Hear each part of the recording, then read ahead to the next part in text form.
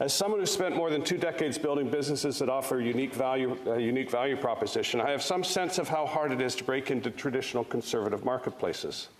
The barrier created by the sentiment, but that's not how we do it here, is always much higher, much wider, and more resilient than you expect.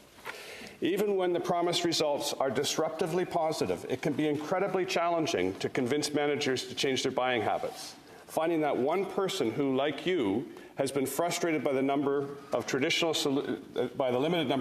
solutions and who is willing to give you a shot can sometimes seem almost impossible.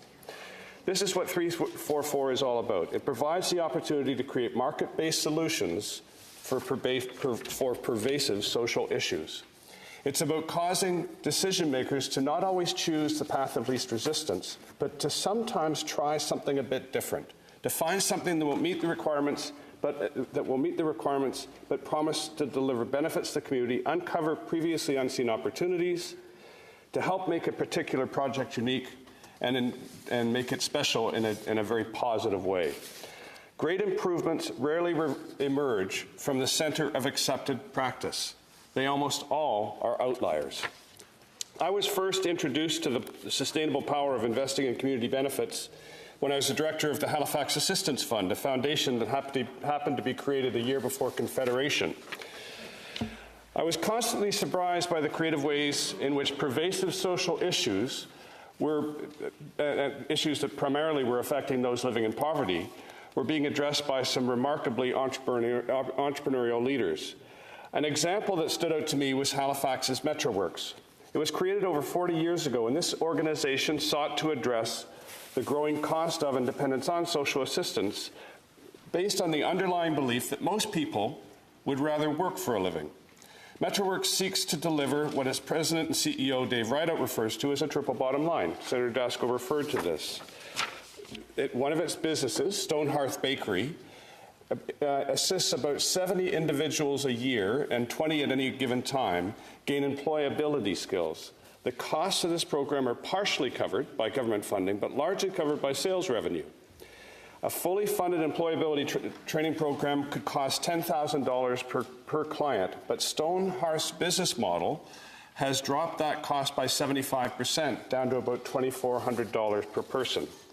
That's a huge savings for all involved, and it also has the benefit of providing otherwise marginalized individuals with the ability to receive job skills and benefit from community involvement.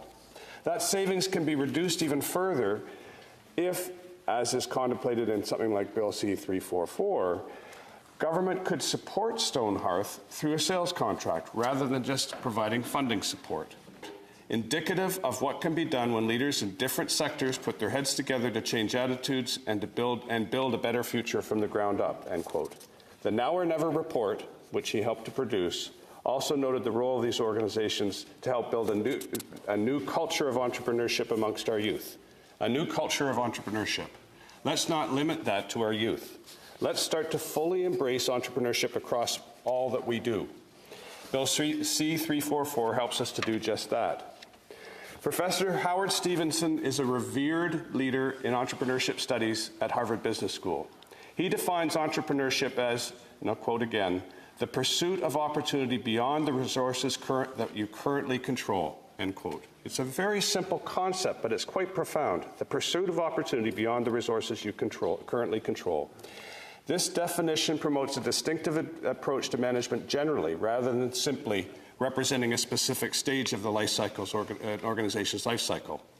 This definition promotes the idea that entrepreneurship can be fostered in any organization or any project. It's not just about tech startups.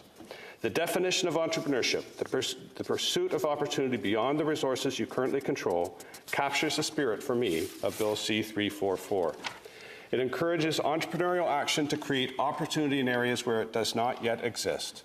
It's my genuine hope that my honourable colleagues will choose to expeditiously send this bill to committee for further study, where I believe we'll hear more examples of the ways in which community benefit agreements can help create opportunities and benefits in our communities and in our economy.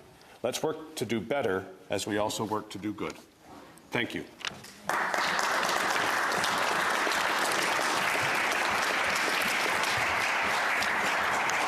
Senator